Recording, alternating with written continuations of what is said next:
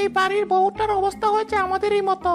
যত কাজই করুক না কেন, কাজ শেষে প্রশংসা হবে অন্য কারো, এমনকি কারোর সামনে স্বীকারটুকু পর্যন্ত করবে না।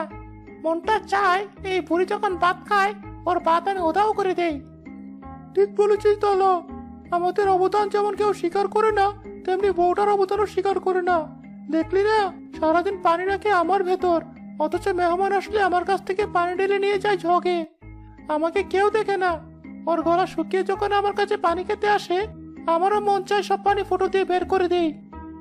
তুই আমার কথাটাই ভেবে দেখ, সারা বছর খাবার খায় আমাকে দিয়ে, অথচ মেহমান আসলে এই মাটির থালাটা ওদের দিতে লজ্জা পায়। তখন তারা বের করে যত্ন করে তুলে রাখে কাঁসার বাসন। আমাকে কি কেউ মনে রাখে তখন আর? সে তো নিজেদের কথাটাই পাচ্ছ দেখছি।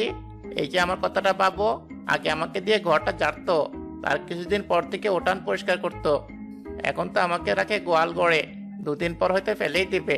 সারাটা বাড়ি আমাকে দিয়ে পরিষ্কার করায়, অথচ আমাকে মানুষের থেকে লুকিয়ে রাখে। আবার ঝাড়ার শেষে দু চারটে বাড়িও মারে। কুকুর বিড়াল এলেও আমাকে চুরে মারে। কেন ভাই, অন্য কিছু নিয়ে তাড়া করা যায় না? আমাকে বাদ দিলি কেন? আমি কি আর কম কাজে লাগি? যত ময়লা অপ্রয়োজনীয় জিনিস তো আমাকে দিয়েই ফেলে আসে। আর আমাকে রাখে কোথায়? ওই তো বাড়ির পিছনটায়, হয়তো আড়ালে কোথাও। আমার অবদানটাই বা কোথায়? যত নোংরা যা কিছু আছে সবই তো আমাকে দিয়েই পার করে। ঠিক বলেছিস তোরা। আসলে যে কাজ করে সে সবার আড়ালেই থাকে, আর যারা শুধু মানুষের সামনে ভালোর সাথে নাটক করে তারাই শুধু নাম করায়। দেখি বউটার কপালে কি আছে। হ্যাঁ সেটাই, ওই একটা মানুষই তো আছে যে আমাদের একটু যত্ন নেয়, পরিষ্কার করে রাখে। কাজের শেষে সবাই আমাদের ছুঁড়ে ফেলে, কিন্তু ও আমাদের পরিষ্কার করে ঠিক জায়গায় রেখে দেয়। এসেছিস বাবা? আয়, আজ তোর সাথে আমার অনেক কথা আছে। কি হয়েছে মা? বাড়িতে ঢুকতে না ঢুকতে এমন শুরু করলে কেন? আজ নিশ্চয় আবার কিছু হয়েছে, তাই তো? আপনাকে এত তাড়াহুড়ো করতে হবে না মা। আপনার ছেলে তো মাত্রই এলো, আগে তাকে একটু বিশ্রাম নিতে দিন, তারপর যত ইচ্ছে বলবেন। এই তুমি চুপ করো।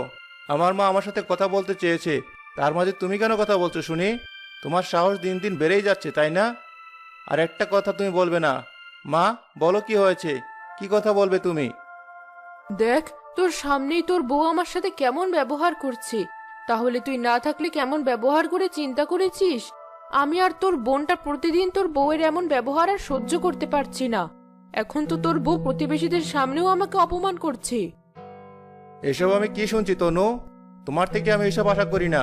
এগুলো কি সত্যি? কেন এমন করো তুমি? প্রতিদিন কিছু না কিছু আমাকে শুনতেই হয়। আমি তো ভালো না, আর বাড়ির কোনো কাজও করি না। তার চেয়ে ভালো তুমি আমাকে বাপের বাড়ি দিয়ে এসো, তাতেই বোঝা যাবে কোনটা সত্যি আর কোনটা মিথ্যে। আর তোমার মা যা বলে তাই শোনো, দরকার হলে আরো একটা বিয়ে করো।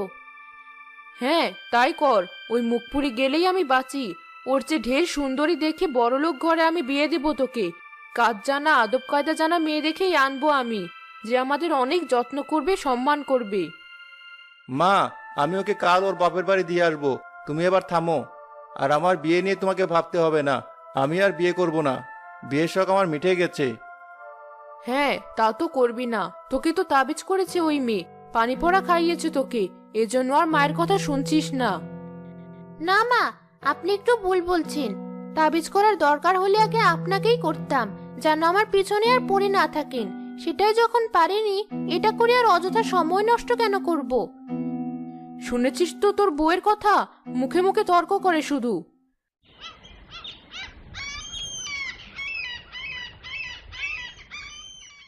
পরদিন সকালে তনু বাপের বাড়ি চলে যায়।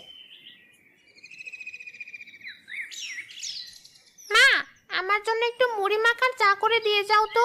আমার খুব শীত লাগছে, বাইরে বের হতে পারবো না। এসেছে আমার নবাবজাদি, আমি কত দিক সামলাবো শুনি? সকাল থেকে একটা সুতো নাড়ানোর মতো ক্ষমতা হয়নি। আমাকে ফরমাইশ খাটাস কিভাবে? একটু তো কাজে সাহায্য করতে পারিস। আমার বুঝি শীত নেই? কেন মা, তুমি তো আমাকে শিখিয়েছো যেন নিজে কোনো কাজে হাত না দেই, যা দরকার জন্য ভাবিকেই বলি। এখন তো ভাবি নেই, তাহলে তুমি করবে। ভাবিরও তো শীত লাগতো, ভাবি তো ঠিকই কাজ করতো। কি যে ভুল করেছি তা তো এখন বুঝতে পারছি। তখন যদি বউটাকে একটু সাহায্য করতাম, তাহলে এখন আর একা সব কাজ করতে হতো না।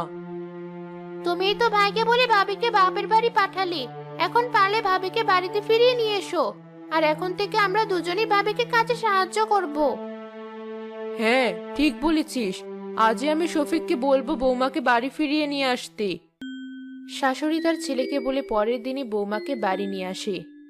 আমাকে ক্ষমা করো মা, আমি বুঝতে পারিনি তোমাকে। আমার তোমাকে সব কাজে সাহায্য করা উচিত ছিল।